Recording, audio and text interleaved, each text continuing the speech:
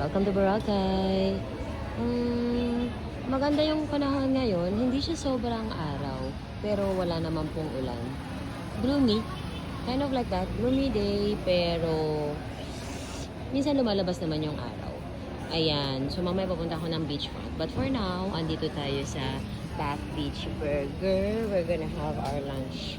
Ayan. Mag-burger tayo for today's lunch. Tara, kain! So, as promised, punta ng beach. Ito na nga siya. The continuation of my video kanina. Ayan, after ko mag-lunch, ito na. Check natin ang ating karagatan at ang alon today. Ayan. There you go. June 6, 2026. Ito po. Ayan talaga. Ramdam na ramdam talaga ang habagat season. Ito po ang ating station to today.